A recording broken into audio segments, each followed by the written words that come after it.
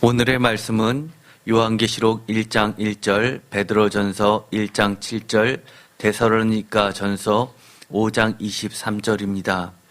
제목을 다 같이 읽어보겠습니다. 강림 파루시아를 준비하며 주 예수 그리스도의 영원한 복음의 계시 아포칼립시스대로 지금을 사는 나. 아멘. 우리가 요한계시록을 하고 있습니다. 요한계시록은 대표적으로 신약성서 중에서 묵시문학에 해당이 됩니다. 신약성서 중에서 묵시문학하면 요한계시록 외에도 베드로전서, 데살로니가전서 같은 것들도 있습니다.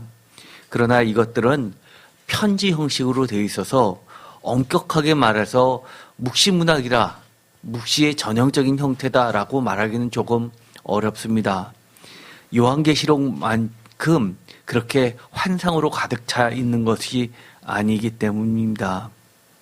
그럼에도 불구하고 이 요한계시록과 베드로전서, 데살로니가전서에 나와 있는 그 내용은 많은 부분에 공통점이 있는데, 특별히 예수님께서 다시 오시는 것에 대해서 자세하게 나와 있습니다.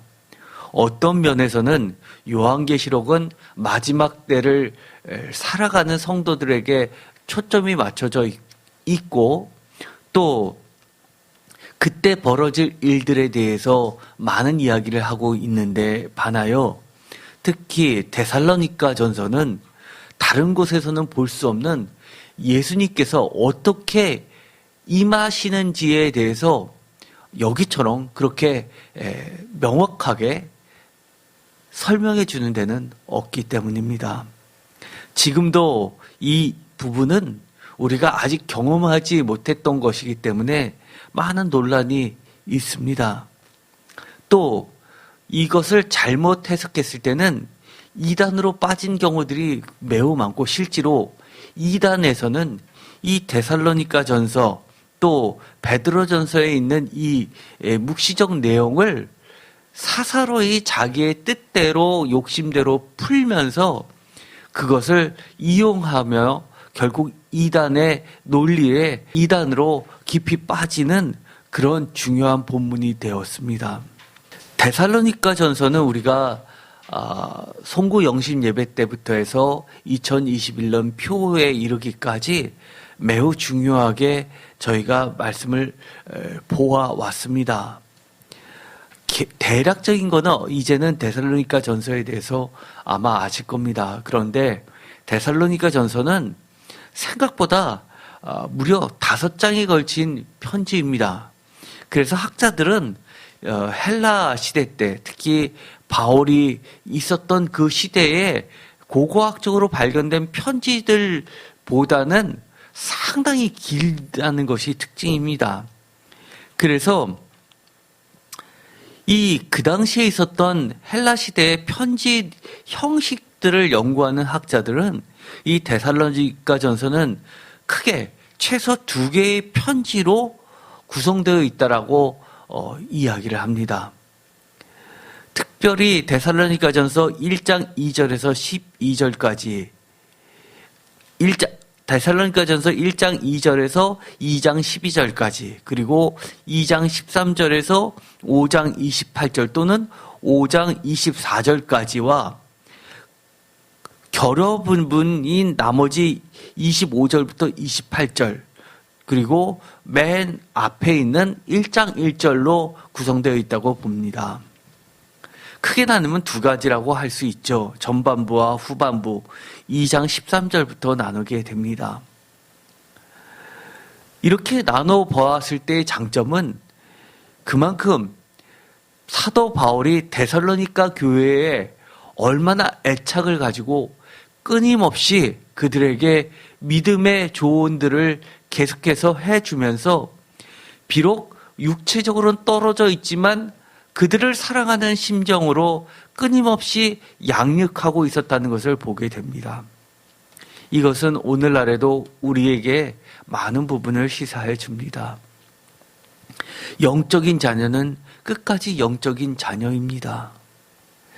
우리가 떨어져 있다 하더라도 이 영적인 가르침을 성도는 받아야 하고, 또 목회자는 성도가 어느 곳에 있든지 끊임없이 그들을 양육해야 될 책임이 있다는 것을 보여주고 있습니다. 그런데 이렇게 여러 편의 편지가 왜 오늘날에는 이처럼 한 편으로 구성이 되어 있을까요?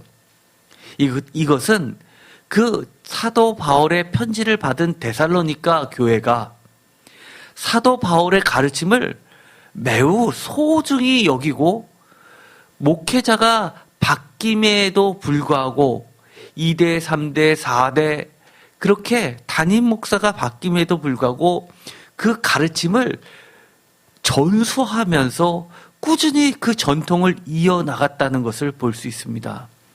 그래서 데살로니가 교회는 사도 바울의 편지가 올 때마다 그것을 잘 보관하고, 심지어는 필사를 하면서 근처에 있는 다른 인근 교회에도 나눠주어서 그 편지를 읽게 했을 뿐만 아니라, 또 훼손될 때에는 언제든지 필사해서 그 내용이 그대로 존속되기를 애쓰고 수고했다는 흔적을 우리는 보게 됩니다. 특별히 데살로니가 전서, 후서가 정경 4세기 때 신약 성서의 목록이 회의로 결정될 때, 그때 데살로니가 전서 1장 1절을 마치 표제어처럼 전체 여러 편의 편지를 묶었을 때 맨 앞에 덧붙이면서 커다란 한 편의 편지로서 삽입을 시켰었던 것으로 추정되고 있습니다. 그 이유는 오래된 사본일수록, 오래된 사본이라는 것은 대문자 사본을 이야기합니다. 아주 오래된 사본은 소문자가 아니라 대문자로 쭉 되어 있고, 심지어 띄어쓰기도 안 되어 있습니다. 그래서 학자들이 굉장히 어렵습니다. 글자가 앞에 붙었냐 뒤에 붙었냐에 대해서 다른 뜻으로 읽혀질 수 있는 가능성이 매우 많은 그런 글자들이 있었기 때문에 매우 읽기가 어려웠었습니다.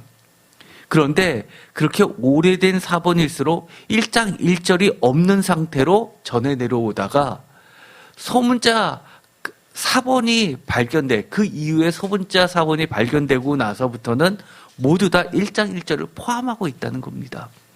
그래서 이 과정들을 통해서 우리는 이것이 마치 오늘날 우리 손에 있는 정경, 성경을 훼손하는 그런 편집적인 사고가 아니라, 오히려 거꾸로 얼마나 이 모든 과정들이 단 한 번에 즉흥적으로 되어진 게 아니라 많은 기도와 눈물과 노력을 통해서 형성되었다는 것을 우리가 반드시 기억해야 됩니다. 이 편지를 전달하려고 갔던 이들, 또 그들과 함께 나누면서 그들의 애환들을 듣고 다시 사도 바울에게 전달하고, 사도 바울은 또 힘써 기도하면서 그들에게 다시 메시지를 전하는 그 모든 아주 힘겨웠던 그 기간이 지금 이렇게 우리 손에는 아름다운 기쁨의 서신으로 남아 있게 되는 겁니다.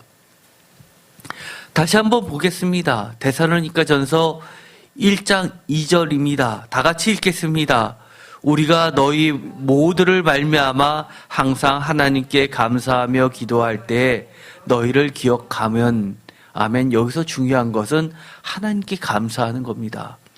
헬라 시대 때의 편지를 보면 중요한 서신 형식은 발신자 그리고 수신자가 나오게 되고 감사가 나오게 됩니다. 바로 감사 전에는 여러 가지 인사말이 나오게 됩니다. 바로 1장 1절에 있는 발신자 바울과 실루아노, 실라라고 사도행전에선 기록이 되어 있죠. 실루아노와 디모데, 이것이 발신자이고, 또 수신자는 하나님 아버지와 주 예수 그리스도 안에 있는 데살로니가인의 교회, 이것이 수신자입니다. 그리고 인사말은 은혜와 평강이 너에게 있을지어다, 이것이 인사말입니다. 그 다음에 감사가 대표적으로 나오게 됩니다. 우리가 너희 모두로 말미암아 항상 하나님께 감사한다라는 내용입니다. 그래서 이 감사의 내용을 보면 이것이 편지의 서두라는 것을 알게 됩니다. 그런데 데살로니가전서 2장 13절을 보도록 하겠습니다. 다 같이 읽겠습니다. 이러므로 우리가 하나님께 끊임없이 감사함은 너희가 우리에게 들은 바 하나님의 말씀을 받을 때에 사람의 말로 받지 아니하고 하나님의 말씀으로 받음이니 진실로 그러하도다. 이 말씀이 또한 너희 믿는 자 가운데서 역사하느니라. 아멘. 여기서도 하나님께 감사하는 감사의 인사가 들어가게 됩니다. 그렇게 해서 그 전까지 12절까지 1장 2절부터 2장 12절까지가 크게 보면 한 편, 그리고 2장 13절부터 그 뒤 끝까지가 또 다른 한 편으로 보게 됩니다. 사실 고고학에서 발견된, 예를 들어서 쓰레기장에서 발견된 편지가 나왔는데, 파피루스 편지가 나왔는데 크기가 얼마느냐? 사람 어른손 손바닥 크기만 했습니다. 그것이 일반적인 편지였습니다. 왜 그럴까요? 그 당시에는 그만큼 비쌌던 것이죠. 너무너무 비쌌기 때문에 아주 중요한 내용만 그렇게 편지로 써서 전달했습니다. 대부분이 말로 전달했겠죠. 그럼에도 불구하고 편지를 썼다는 것은 이것이 변개하지 못하도록 기록에 남겨서 진품이라는 것을 증명한 방식이 됩니다. 그래서 서신서에 보면 내가 친필로 썼나니 라는 그런 말도 들어가 있는 것처럼 그렇게 유명한 사람의 이름을 빌려서 마치 자기가 썼는데도 불구하고 유명한 사람이 썼던 것처럼 위작들이 많았던 시대임을 알 수 있게 됩니다. 그렇기 때문에 우리는 사도의 가르침이 굉장히 중요한 겁니다. 예수님의 가르침을 사도들이 받았고 사도들이 또 그 증언을 했기 때문에 오늘의 성경책이 이루어진 것이지, 예를 들어서 어떤 사람이 내가 예수님으로부터 듣지도 않았는데 마치 예수님은 이렇게 얘기했다라고 퍼나르기 시작하면 그것이 커다란 혼란이 될 겁니다. 그렇기 때문에 사도의 가르침은 굉장히 중요하고, 그래서 사도행전에 보면 가룟 유다가 빠졌을 때 그것을 보궐선거를 통해서 한 명만을 더 추가로 뽑고 더 이상 뽑지 않습니다. 그만큼 이 사도라는 것은 우리가 생각하는 요즘의 신사도 운동이라는 것이 얼마나 잘못됐다는 것을 알 수 있습니다. 그것은 한마디로 거짓과 진실과의 싸움의 문제였기 때문입니다. 정통과 이단의 싸움의 문제이기 때문입니다. 이처럼 편지는 그런 기능을 했던 겁니다. 데살로니가전서 5장 끝에 부분을 이렇게 되어 있습니다. 5장 24절 다 같이 읽겠습니다. 너희를 부르신 이는 미쁘시니 그가 또한 이루시리라. 아멘. 제가 이 구절은 너무너무 좋아하는 구절이고 중요하게 생각합니다. 우리가 생각하는 그 믿음은 사실은 하나님의 신실하심이라고, 하나님의 신실하심을 우리가 신뢰하는 것이 우리의 믿음이라고 말씀을 드렸습니다. 왜냐? 하나님은 신실하시기 때문에 우리의 믿음이 조금 부족해도 하나님께서 이루어주신다는 겁니다. 그리고 나서 25절부터는 여러 가지 당부가 있게 됩니다. 27절에 다 같이 읽겠습니다. 내가 주를 힘입어 너희를 명하노니 모든 형제에게 이 편지를 읽어주라. 아멘. 이 구절은 사실 사적 같습니다. 이 편지를 읽어주라라는 부탁이 없다 하더라도 당연히 사도 바울이 교회를 개척했을 때의 여러 가정교회에 그들은 분명하게 회람했을 것입니다. 왜냐하면 편지는 그 당시에 기본적으로 가정편지가 아닌 이상은, 예를 들어서 아버지가 아들에게 그리고 남편이 부인에게 보내는 편지 형식이 아니었다면 대부분이 회람의 형식을 갖췄기 때문입니다. 그래서 이 뒷부분은 어떤 학자들은 24절까지도 보고 아니면 아예 그 뒤까지 맨 끝까지를 결호로 보게 됩니다. 그런데 28절 다 같이 읽겠습니다. 우리 주 예수 그리스도의 은혜가 너에게 있을지어다. 아멘. 이 구절도 보면 우리가 이미 읽었었던 맨 처음 1장 1절의 뒷부분의 인사말하고 쌍둥이처럼 머리와 꼬리가 즉 수미 일관 하나 되게 되어 있습니다. 은혜와 평강이 너에게 있을지어다. 그리고 끝에도 은혜가 너에게 있을지어다.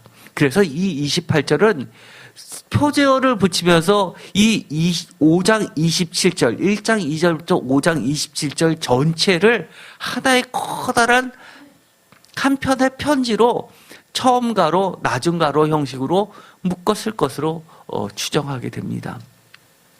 이 내용들을 보면 편지의 내용이 굉장히 많이 있지만 이것이 모두 다 사도 바울의 가르침이고 이것은 하나님이 오늘날 우리에게 주는 한 구절도 빼놓을 수 없는 전체 편지라는 것을 우리에게 가르쳐주고 있습니다. 그런데 이 내용들을 읽어보면 사실 우리가 이해하기 어려운 부분들이 굉장히 많이 나옵니다. 그 부분은 바로 계시에 해당하기 때문입니다. 우리가 요한계시록을 계속하고 있는데 요한계시록 1장 1절에 나온 아주 중요한 말씀이 있습니다. 요한계시록 1장 1절을 다 같이 읽겠습니다. 예수 그리스도의 계시라 이는 하나님이 그에게 주사 반드시 속히 일어날 일들을 그 종들에게 보이시려고 그의 천사를 그 종 요한에게 보내어 알게 하신 것이라.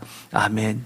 여기서 가장 중요한 말씀, 바로 요한계시록 전체의 성격을 나타내주는 핵심어 예수 그리스도의 계시라는 겁니다.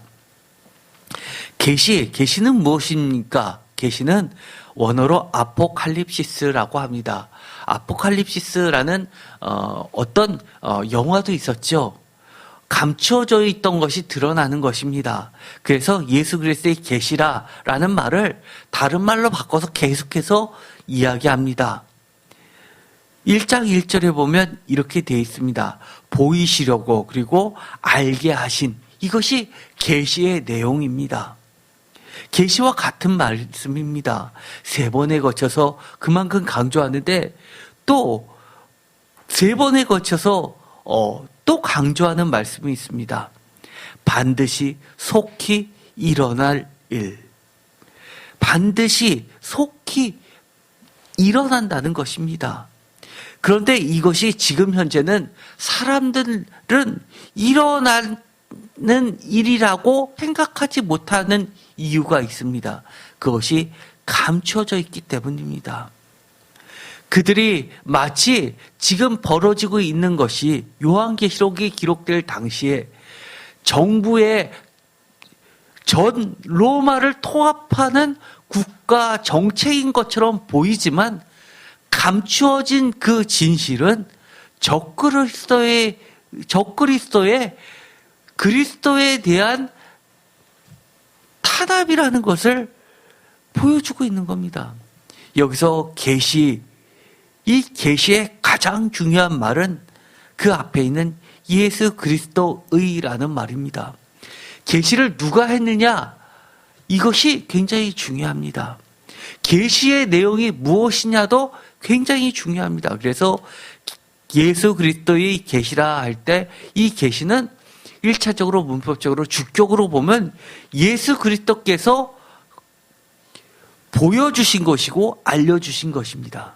또 목적격으로 보면 계시의 내용이 예수 그리스도라는 겁니다.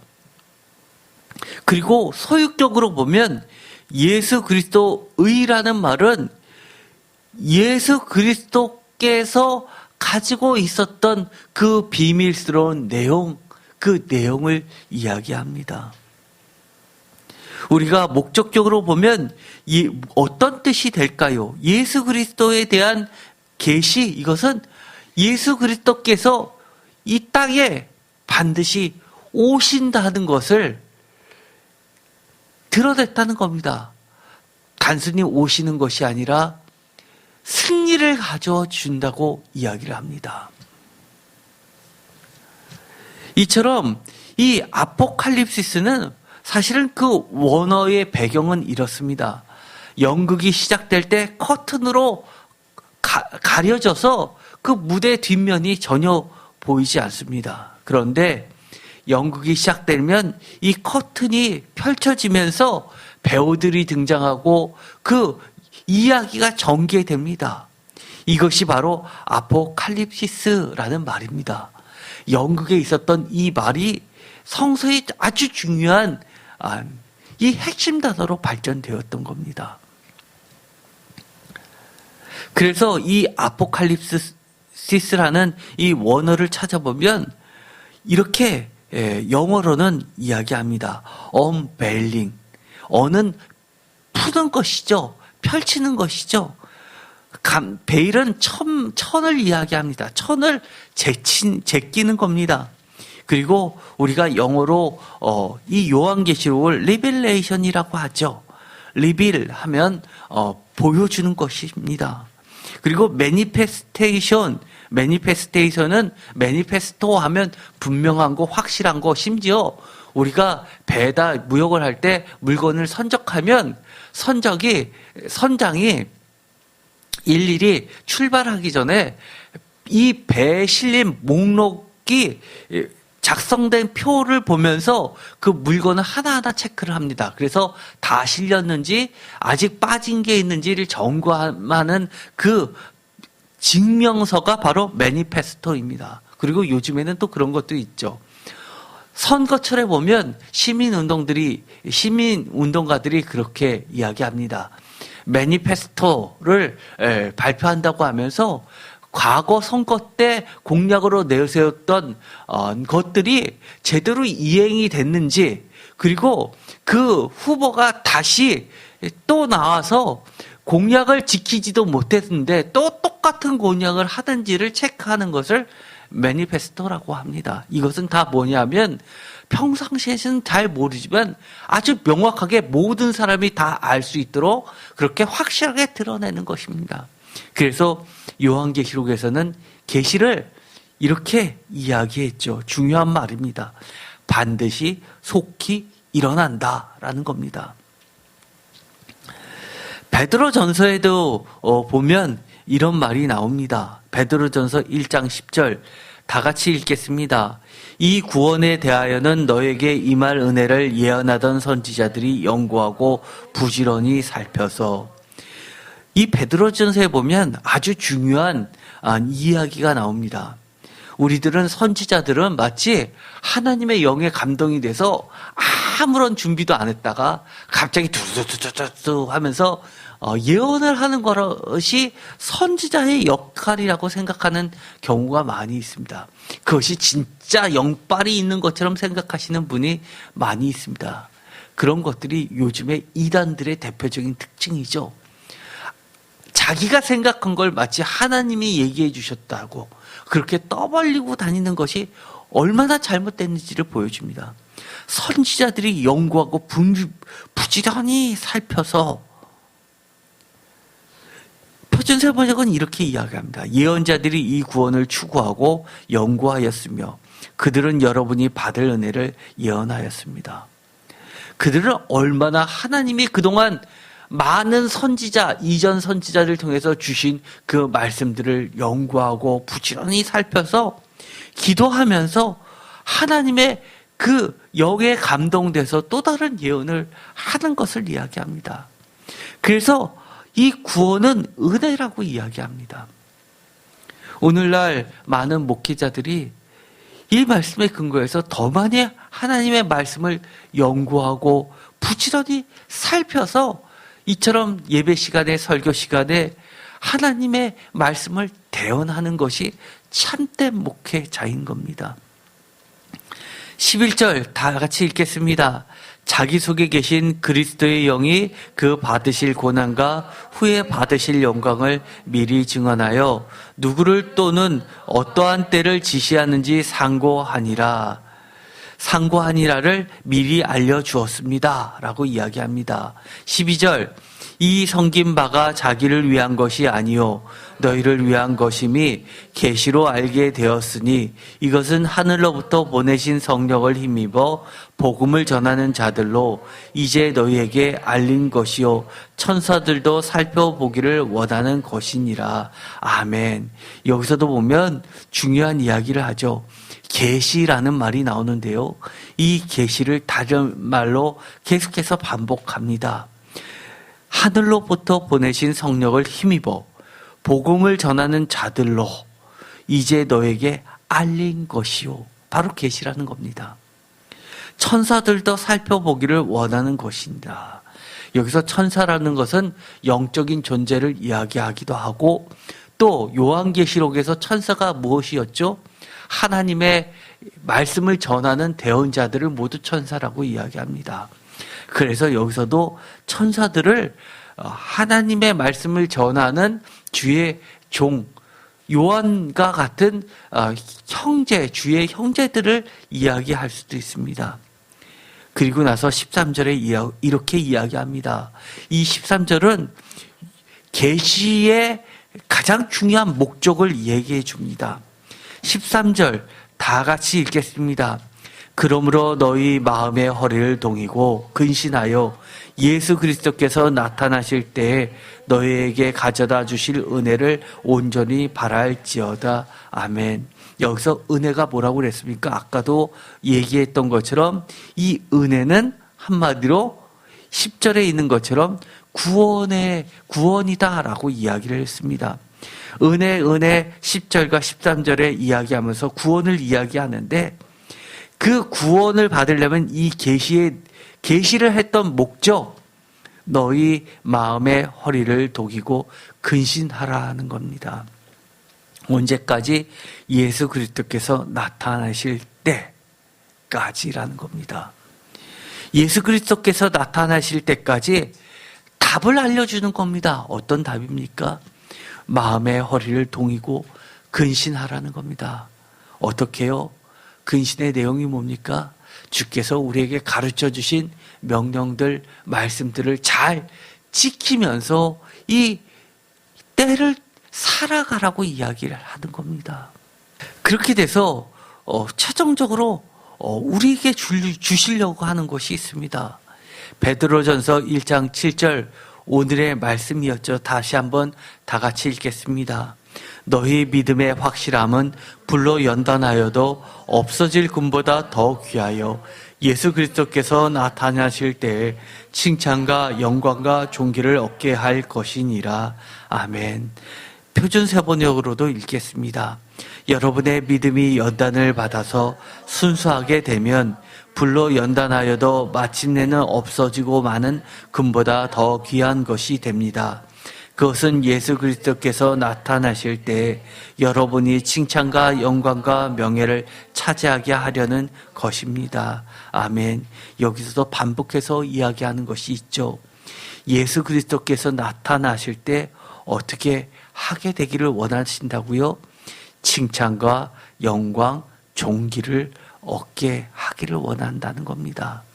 그런데 이것은 그렇게 만만하게 얻어지는 것이 아닙니다.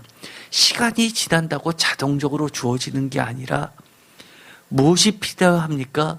믿음의 확실함입니다. 믿음의 확실함을 이렇게 표준세번역을 번역합니다. 연단을 받는 믿음이라는 겁니다. 불로 연단하여도 없어질 것보다 더 귀한 것이 바로 확실한 믿음이라는 겁니다. 그런데 이 베드로전서 1장 7절에서 이야기한 믿음의 확실성은 데살로니가전서 1장 5절에는 복음의 큰 확신이라는 말로 바꾸어서 설명을 하고 있습니다. 데살로니가전서 1장 5절 다 같이 읽겠습니다. 이는 우리의 복음이 너희에게 말로만 이른 것이 아니라 또한 능력과 성령과 큰 확신으로 된 것임이라. 우리가 너희 가운데서 너희를 위하여 어떤 사람이 된 것은 너희가 아는 바와 같으니라. 또 너희는 많은 환난 가운데서 성령의 기쁨으로 말씀을 받아 우리와 주를 본받는 자가 되었으니, 그러므로 너희가 마게도냐와 아가야에 있는 모든 믿는 자의 본이 되었니라. 아멘. 여기서 보면 베드로전서에서 이야기한 것처럼 영광과 칭찬과 존귀라는 말과 데살로니가 전서에서 이야기하는 것처럼 우리와 주를 본받는 자가 되어서 모든 믿는 자의 본이 되었다는 말과 사실은 같은 말입니다. 그런데 여기서 중요한 이야기를 했죠. 바로 말로만이 아니라 큰 확신이라는 겁니다. 다른 말로 이야기하면 말로만 떠들고 우리의 삶이 또 쫓아가지 못하는 것이 아니라 말씀대로 우리가 그것을 살아내는 겁니다. 어떨 때까지도요. 아무리 힘들어도, 불로 연단을 받아도 우리가 마음으로 근신하여 라는 말입니다. 우리가 조금만 좀 힘들면 내가 스스로 마음으로 정리해버리는 경우가 있죠. 주님도 이해하실 거야. 마음으로만 믿으면 되지. 요즘 가장 흔하게 볼 수 있는 것 아닙니까? 그러나 주님 그렇게 이야기하지 않습니다. 주님 분명히 이야기하실 겁니다. 너 지금까지 누구 말 들었냐? 누구 말 들었냐? 내가 언제 마음으로만 믿으라 라고 했느냐? 로마서에서 그 유명한 말이 있죠. 믿음 하면 대표적인 게 로마서와 갈라디아서 아닙니까? 말로 시인하여 라는 그 말은 제가 여러 차례 이야기했죠. 말로 시인하는 순간 요한계시록처럼 정부에 대항해서 자기의 목숨을 내놓는 사건입니다. 일입니다. 믿음의 행위입니다. 지금 많은 크리스찬들이 예배를 지키다가 얼마나 직장을 잃어가는 사람들이 많이 있습니까? 데살로니가 후서에서도 이 전서에 있었던 사도 바울의 가르침을 이 데살로니가 전서는 열심히 그 후손들에게 전하고 있었습니다. 데살로니가 후서는요, 많은 학자들이 공통되게 이야기하는 것처럼 데살로니가 전서보다 더 많은 여러 개의 편지로 구성되어 있다고 합니다. 적게 보는 사람이 3편, 많이 보는 사람이 무려 7편까지도 봅니다. 그만큼 끊임없이 사도 바울은 그들에게 한 번 말로만 한 것이 아니라 끊임없이 그들을 위해서 기도하면서 그들에게 편지했고, 또 그들은 열심히 옛날에 했던 얘기가 아니라 다시 한번 잊지 않고 그 말씀을 자꾸 펼쳐 보이면서 잊지 않으려고 노력했던 겁니다. 우리가 세일교회에서 특징이 있죠. 여러분께 설교했던 거 2번 다시 잘 안 합니다. 왜냐하면 다 영상으로 남겨놓고 블로그와 유튜브에 다 남겨놓았습니다. 여러분들 1년 전에, 심지어 우리가 개척할 때 7년 전에 했던 그 설교 말씀 기억 안 나시잖아요. 말씀을 읽다가 잘 모르는 것이 있으면 검색해서 옛날에 있었던 그 말씀 다시 한번 찾으면서 자꾸 반복해서 보십시오. 우리가 이 설교 시간에 했었던 말씀이 중요한 게 왜입니까? 제가 연구해서 제가 이야기했던 것이 다가 아니기 때문입니다.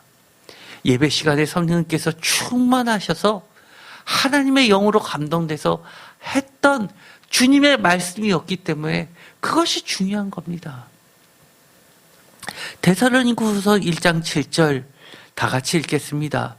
환난을 받는 너희에게는 우리와 함께 안식으로 갚으실 것이 하나님의 공이시니 주 예수께서 자기의 능력의 천사들과 함께 하늘로부터 불꽃 가운데 나타나실 때에 하나님을 모르는 자들과 우리 주 예수의 복음에 복종하지 않은 자들에게 형벌을 내리시리니. 여기서 보면 불꽃 가운데 나타나실 때, 이 나타나신다라는 말이 지금 우리가 읽는 계시이고 그 계시가 명확하게 확실하게 드러나는 것은 그 최종 주님께서 나타나시는 겁니다. 그래서 요한계시록이나 베드로전서나 데살로니가 전서는 계시라고 이야기하면서 그 내용을 보면 하나같이 공통적으로 예수님께서 직접 이 땅에 드러나신 계시되신 주님이 이 땅에 몸소 나타나시는 것을 이야기하고 있습니다. 언제요? 지금 우리가 환난을 받는 우리와 함께 안식으로 갚으시기 위해서 예수님께서 나타나신다는 겁니다. 이것이 뭐라고 이야기했습니까? 1장 7절에 하나님의 공의라고 이야기합니다. 하나님의 공의 얼마나 멋집니까? 요즘처럼 정의와 공의가 땅에 밟힌 시대가 어디 있습니까? 요즘 사람들, 특히 젊은 친구들 정의와 공의 믿지 않습니다. 이 세상에 정의와 공의가 어디 있어? 자신의 이해관계에 따라서 이것을 정의라고 하면 정의지. 요즘에 제가 많은 분들을 만나보면 성도님들이 이렇게 이야기합니다. 자기 자녀들 교육시키기 어렵다고요. 왜냐하면 이제는 모든 말이 진리가 아니라 상황별로 바뀌는 말이 돼버렸다고 아무도 믿지 않는다는 겁니다. 자신한테 이득되는 게 그것이 최고지라고 생각한다는 겁니다. 그러나 하나님은 그렇지 않습니다. 명확하게 공의를 가르쳐 주십니다. 데살로니가전서 2장에 보면 대표적으로 묵시문학이라고 할 수 있는 중요한 핵심적인 것이 있습니다. 바로 파루시아라는 말입니다. 아마 어떤 분은 들어보신 분도 계시고 앞으로는 이 말이 많이 등장하게 될 겁니다. 파루시아, 이 말은 강림이라는 말로 번역되었습니다. 주 예수 그리스도의 강림, 쉽게 말해서 주 예수 그리스도의 나타나심, 재림이라는 말도도 바꿀 수 있습니다. 데살로니가전서 2장 19절 다 같이 읽겠습니다. 우리의 소망이나 기쁨이나 자랑의 면류관이 무엇이냐? 그가 강림하실 때 우리 주 예수 앞에 너희가 아니냐? 바로 강림, 이것이 예수 그리스도께서 내릴 강, 이 말 임자를 써서 강림, 다른 말로 하면 나타나심입니다. 그런데 이 나타나신 강림을 파루시아라고 하는데 이 파루시아라는 말이 아주 재밌습니다. 원어를 보면 복합어로 되어 있는데요. 파라라는 말과 우시아라는 말이 합쳐진 말입니다. 그런데요, 이 재밌는 것은 파라라는 말은요, 전치사인데 옆에, 곁에라는 뜻입니다. 그리고 우시아는 비동사의 분사 형태입니다. 그래서 존재, being이라는 뜻입니다. 옆에 존재한다는 겁니다. 주님께서 강림하시는 것은 무엇을 이야기합니까? 지금 여러분의 예수님께서 계십니까? 옆에 와 계십니까? 우리 눈에 안 보이죠. 그런데 그때는 우리 눈에 보인다는 겁니다. 그게 파루시아입니다. 예수님께서 우리 곁으로 오신다는 겁니다. 왜요? 우리에게 영원한 안식, 영원한 구원, 그리고 더 나아가서 영원한 생명을 주시기 위해서입니다. 데살로니가전서 3장 13절 다 같이 읽겠습니다. 너희 마음을 굳건하게 하시고 우리 주 예수께서 그의 모든 성도와 함께 강림하실 때 하나님 우리 아버지 앞에서 거룩함에 흠이 없게 하시기를 원하노라. 아멘. 여기 보면 중요한 말씀을 하십니다. 재림 때 중요한 말. 우리가 요한계시록을 읽다 보면, 그리고 베드로전서를 읽다 보면 계속해서 반복해서 나오는 말씀이 있죠. 흠 없게, 그리고 거룩하게, 거룩이라는 이 핵심 단어가 나옵니다. 하나님은 거룩하십니다. 그래서 우리도 거룩하지 않으면 하나님 앞에 절대로 설 수 없습니다. 그래서 예수 그리스도의 피로 죄 많은 우리들을 피로 거룩하게 하시는 겁니다. 우리의 죄를 덮어주시는 겁니다. 그래서 하나님 앞에 설 수 있게 해 주시는 겁니다. 그것이 속죄라는 겁니다. 레위기에 보면 많은 이야기가 심지어 대제사장의 임명식에도 어린 양의 피를 대제사장의 옷에 뿌렸죠. 그리고 번제단에도 뿌리고, 그리고 뿔에다도 바르고, 이 모든 것이 그 피로 거룩하게 하는 과정이 있은 후에 그 다음에 그 제물을 성전에다 바칠 수 있었던 겁니다. 마치 우리를 주님의 제물로 바치듯이 우리를 거룩하게 해서 하나님의 자녀로 드리게 하시는 것이 바로 그 마지막 단계가 예수 그리스도께서 강림 파루시아입니다. 그런데 데살로니가 전서에 보면 아주 우리가 이해하기 어려운 말씀이 나옵니다. 데살로니가 전서 4장 14절 다 같이 읽겠습니다. 우리가 예수께서 죽으셨다가 다시 살아나심을 믿을진대 이와 같이 예수 안에서 자는 자들도 하나님이 그와 함께 데리고 오시리라. 우리가 주의 말씀으로 너에게 이것을 말하노니 주께서 강림하실 때까지 우리 살아남아 있는 자도 자는 자보다 결코 앞서지 못하리라. 아멘. 주께서 강림하실 때 15절의 말씀을 표준세번역에서는 주께서 오실 때라고 번역했습니다. 그리고 14절에 아주 중요한 말씀을 하십니다. 예수 안에서 자는 자들, 이것은 이미 우리보다 먼저 예수님을 믿다가 죽은 자들입니다. 그런데 무덤에 있는 자들, 땅에 묻혀 있는 자들이 어떻게 된다는 겁니까? 하늘에 올라가서 예수님께서 강림하실 때 그들을 이 땅에 같이 데리고 온다는 겁니다. 요한계시록에서는 이와 약간 다르게 표현되어 있고 마태복음에서는 자는 자들이 예수님께서 오실 때 땅에 있다가 땅에 문이 열리고 그들이 살아난다고 이야기하는데 이 데살로니가 전서 4장 14절에서는 그들을 먼저 하늘에 있고 그들을 우리를 맞이하려 예수 그리스도의 마치 천군 천사처럼 같이 오신다고 이야기합니다. 사실 어떤 것이 맞는지 아무도 모릅니다. 비밀 속에 있습니다. 그러나 이처럼 하나님께서 감춰진 것을 예수 그리스도께서 우리에게 보여주신 겁니다. 그래서 저는 그렇게 믿습니다. 우리 살아남아 있는 자도 자는 자보다 결코 앞서지 못한다는 것은 분명합니다. 그래서 이런 말도 있죠. 성경에 보면 개신교에서 논란이 되고 있는 말이 있습니다. 사도 바울이 했던 말씀이죠.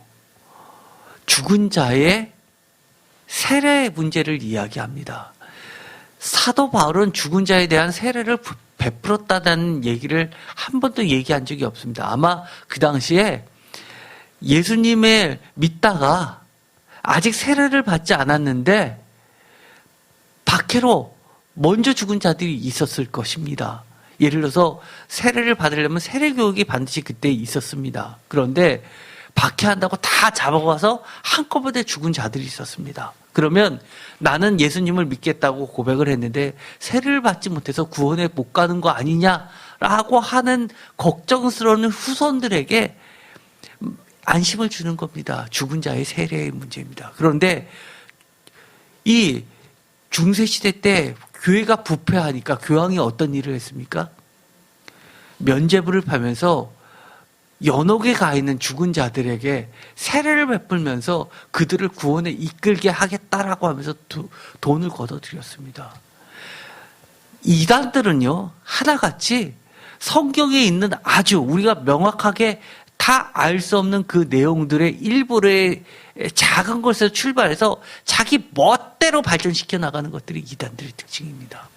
그러나 그 출발에 되는 것들은 사실은 성경에 근거가 있죠. 지금의 이단들이 많이 이야기하는 것도 이 파루시아 문제에 이것도 다 성경에 있는 내용을 끄집어다가 성경에 이렇게 써 있지?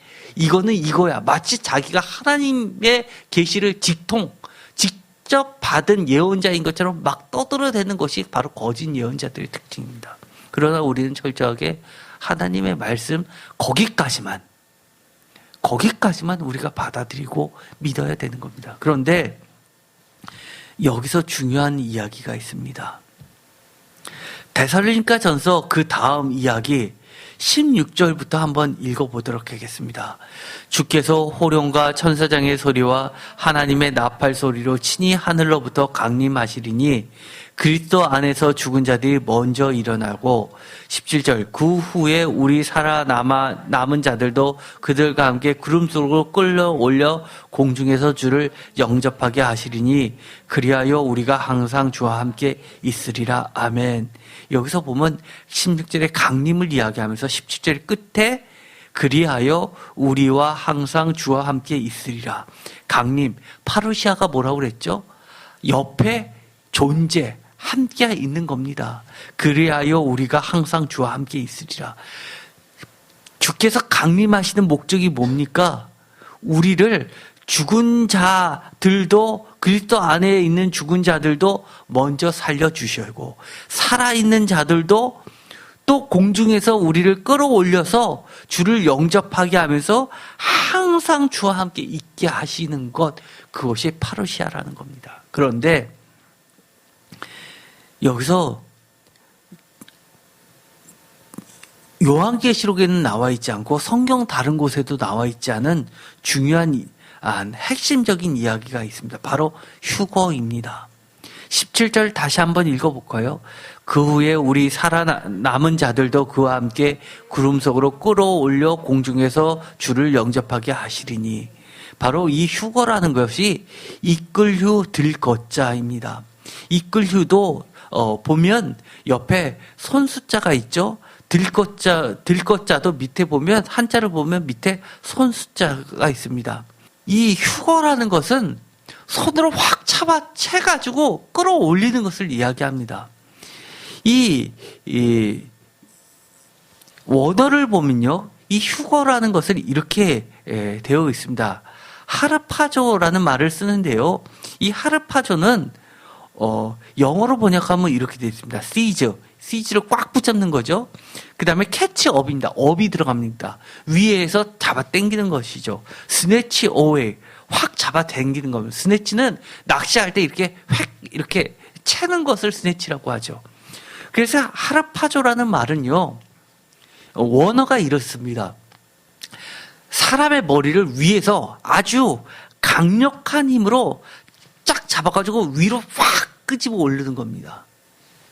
우리가 물에 빠진 사람 구할 때 엄하게 잡으면 같이 빨려 들어가서 죽게 되니까 어떻게 그 사람을 구출하라고 구조대원들이 교육을 받냐 하면 머리카락을 잡아가지고 확 잡아당기라고 합니다. 그래서 구출된 사람들은 막 머리가 빠져 있죠. 그래도 한꺼번에 잡으면 절대 이게 밧줄 같아가지고 사람을 구출할 수 있다는 겁니다. 그런데 여기서 이렇게 이야기합니다. 휴거를 이야기하는데 구름 속으로 하나님께서 어떻게 하신다고요? 우리를 확 잡아서 궁중으로 뜨게 해서 공중에서 주님을 영접하게 한다는 겁니다. 그것이 바로 휴거입니다. 그런데 많은 자들이, 이단들이 휴거를 여기서 얼마 안 남았다, 휴거가 몇 월 며칠이라고 하면서 많이 이야기했던 것이 1990년대입니다. 그것이 다 이단으로 결론이 났죠. 그런데 그렇게 왜 그것을 주장을 했느냐? 이것이 사람을 모으는데 가장 손쉬운 방법이기 때문에 그렇습니다. 여러분도 아실 겁니다. 여러분이 만약에 중병에 걸렸습니다. 그래서 병원에서 며칠뿐이 못 삽니다 라고 하면 여러분의 삶이 어떻게 됩니까? 평상시 했던 대로 다 살지 않습니다. 달라집니다. 정리를 하죠. 아주 못되게 살았던 사람도 착한 일을 하려고 애를 씁니다. 그리고 내가 갖고 있던 재산도 어려운 사람을 만날 때면 불쌍하다고 막 나눠주죠. 그래서 헌금을 하기 싫습니다. 그래서 그런 논리로 자기의 배를 채우는데 쓰는 겁니다. 사람들이 몇 월 며칠 날 종말이 온다라고 하면 일상적인 삶에서 포기하고 직장도 때려치고 가정도 포기하고 몰려들죠. 사실 사탄입니다. 명확하게. 이런 것들이 지금은 감춰져 있지만 언젠간 드러날 겁니다. 휴거. 성경은 그러라고 휴거 이야기하는 건 아닙니다.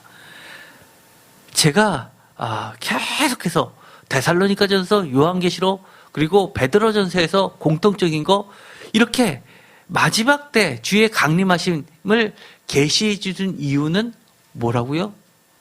주 예수 그리스도께서 강림하실 때 우리에게 칭찬과 영광과 존귀를 얻게 하기 위해서 지금 현재 힘들어도 마음의 허리띠를 조리고 근신하라고, 그리고 결국 하나님 앞에 우리를 거룩하게 하라고, 거룩하고 정결하게 유지하게 하라고 주시는 겁니다.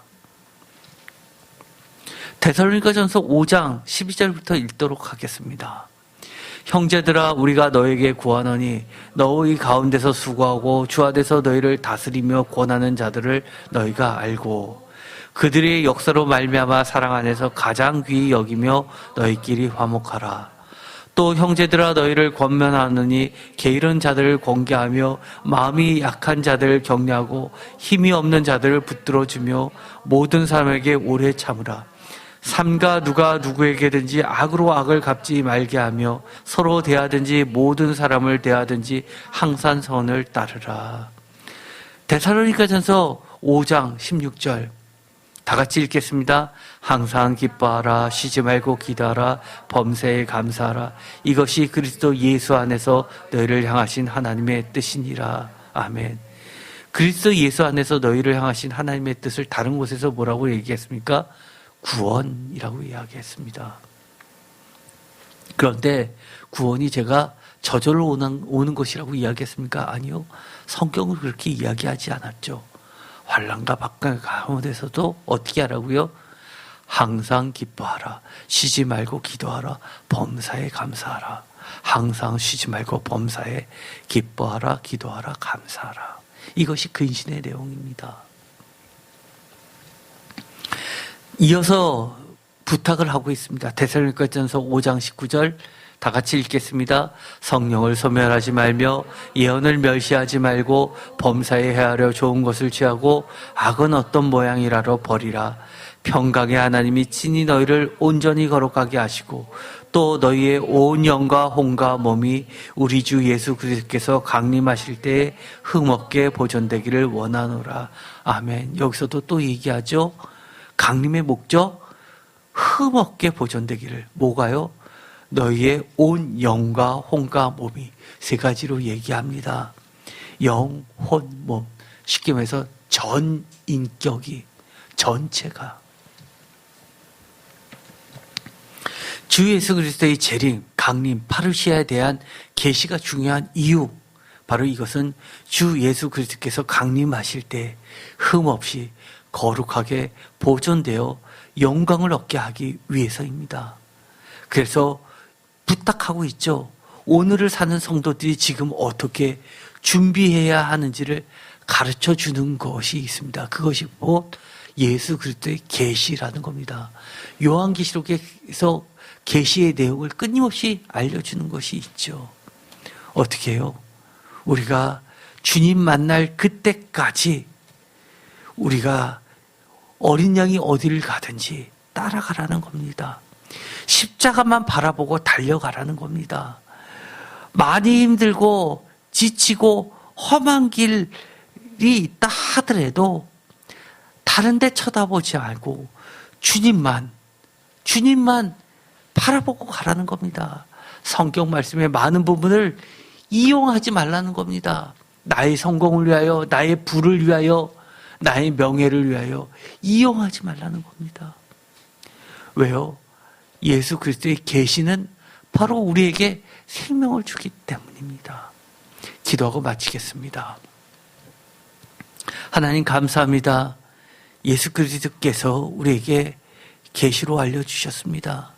예수 그리스도 안에 있는 계시를 우리에게 보여주셨습니다. 예수께서 직접 우리에게 알려주신 그 영원한 복음의 내용을 우리가 예수 그리스도께서 강림하실 때까지, 다시 오실 때까지, 파르시아 때까지 우리가 우리의 영과 혼을, 영을 하나님 앞에 거룩하게 지키며 보존할 수 있게 하여 주시옵소서. 예수 그리스도의 이름으로 기도드렸습니다. 아멘.